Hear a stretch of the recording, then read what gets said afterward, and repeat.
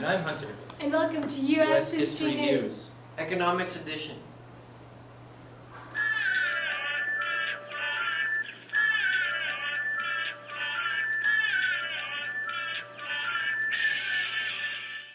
Well, jumping into things, today we'll be discussing some of the biggest talks about economics issues, the Great Depression and the Great Recess.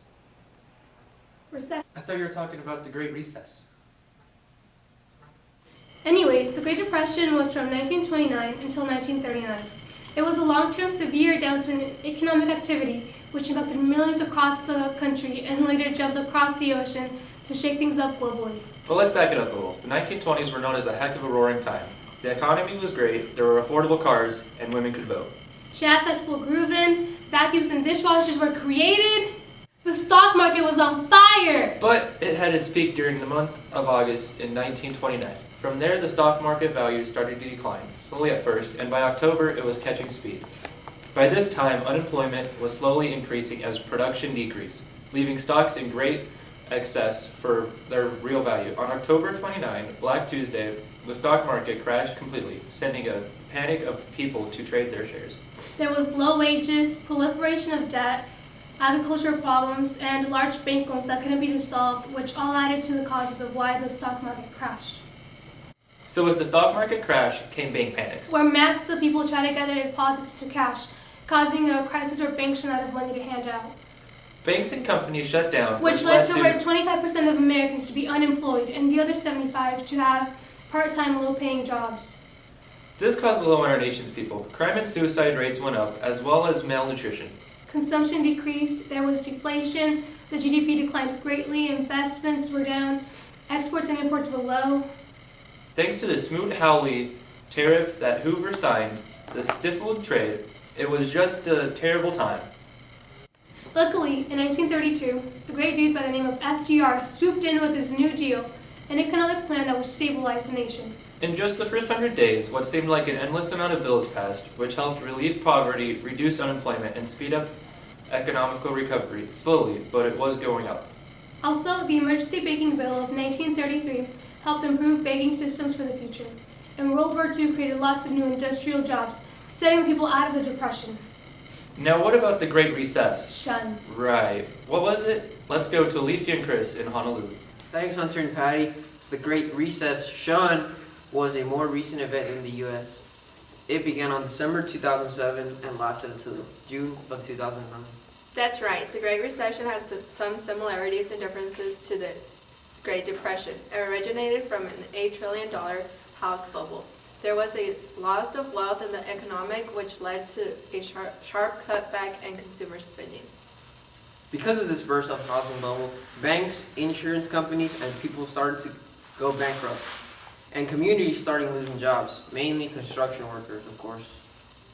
According to the Department of Labor, roughly 8.7 million jobs were shed from February 2008 to February 2010. All tragedies. Tragedies indeed. Most of the borrowing that took place during the consumer age was mortgage debt. With the thought that house prices would keep rising, people not only bought more houses, they bought bigger houses.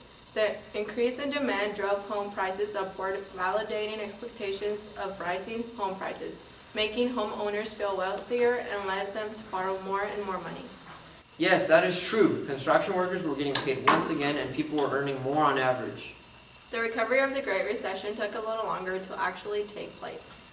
Really? How come? Can you explain more? It was a solid, strong pace of job growth that was not seen until 2011. It has been described as the weakest recovery since the Great Depression and World War II. Yeah, I heard that actually. Some improvements were in 2010. The U.S. gained 1.58 million jobs, 2.83 million in 2011, 2.236 million in 2012, and 2.331 in 2013. And in 2014, there was 3.116. Every year it improved. Back to Hunter and Patty in Maui. Thanks, Chris Licia. So both the Great Depression and the Great Recession were economic recessions. Although the Great Depression was a lot more severe than the Great Recession.